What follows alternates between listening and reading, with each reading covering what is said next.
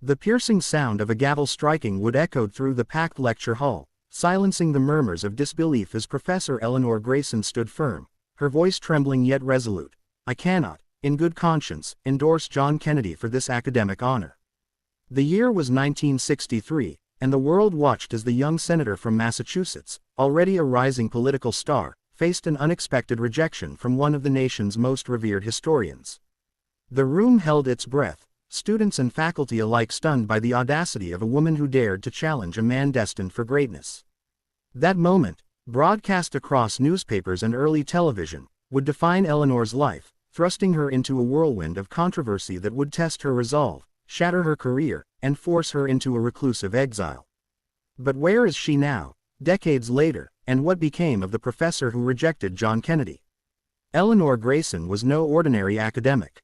In her early 40s at the time, she had built a reputation as a brilliant historian at Harvard, her lectures on political integrity and moral leadership drawing crowds of eager students. Her sharp intellect and unwavering principles made her a beacon for those who valued truth over popularity. John Kennedy, then a senator with ambitions that would soon lead him to the presidency, had been nominated for an honorary degree, a tradition meant to celebrate individuals of exceptional character. Yet Eleanor, after months of private deliberation, uncovered discrepancies in Kennedy's early political dealings, allegations of nepotism and questionable campaign financing that, while not yet public, clashed with the values she held dear. Her decision to veto the nomination wasn't personal, it was a stand against hypocrisy, a line she refused to cross even as pressure mounted from university donors and political allies. The backlash was immediate and brutal. Headlines screamed of her betrayal, of a national hero, and letters flooded her office, some praising her courage, but most condemning her as a traitor to progress. Colleagues who once admired her distanced themselves, fearing their own reputations would suffer. Students, torn between loyalty to their professor and the charismatic Kennedy, began to skip her classes. The weight of isolation pressed down on Eleanor, and one night, overwhelmed by the vitriol, she collapsed in her office, tears streaming as she clutched a letter from her late father, a veteran who had instilled in her the importance of standing for what's right. That moment became her turning point. She resigned from Harvard, retreating to a small coastal town in Maine, where the crashing waves and solitude offered a fragile sanctuary. For years, Eleanor lived quietly, teaching part-time at a local community college under a pseudonym, her once prominent name buried under layers of self-imposed obscurity. She wrote books under that same alias, works of historical fiction that subtly wove her ideals into tales of courage and redemption, though she never sought recognition.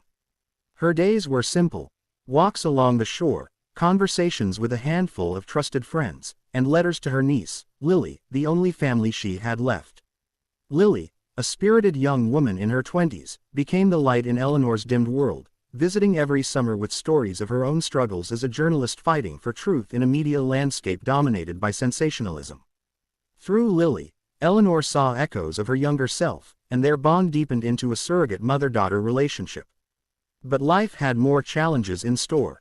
In 2010, as Eleanor neared 70, a local developer proposed turning the pristine coastline into a luxury resort, threatening the peace she had fought to reclaim. The townsfolk, many of whom had grown to love the reclusive professor, looked to her for leadership. At first, she resisted, her confidence eroded by decades of public scorn. Yet Lily, now a rising investigative reporter, uncovered evidence of corruption in the developer's plans, reigniting Eleanor's old fire. Together, they rallied the community, organizing protests and presenting their findings to local authorities. The fight was exhausting: nights of sleepless strategizing, confrontations with wealthy opponents, and moments of doubt when it seemed they might lose. But Eleanor's historical knowledge and Lily's tenacity proved unstoppable. In a triumphant town hall meeting, the proposal was rejected, preserving the coastline and restoring a piece of Eleanor's spirit. As the years passed, Eleanor's story began to resurface. In 2025, with the world reflecting on Kennedy's legacy, his triumphs and flaws, a young filmmaker, inspired by Lily's articles, sought Eleanor out.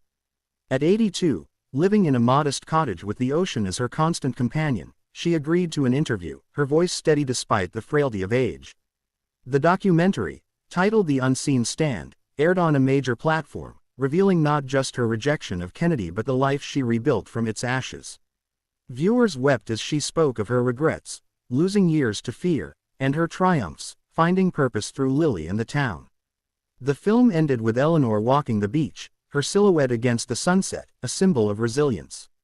Today, on September 6, 2025, Eleanor Grayson is a quiet legend, her story a testament to the power of integrity. She spends her days mentoring young activists via video calls, her wisdom a gift to a new generation. The inspiring message is clear. Even when the world turns against you, standing for truth can forge a legacy stronger than any accolade. Her rejection of John Kennedy, once a scandal, is now a beacon, proving that courage, though costly, can light the way for others to follow.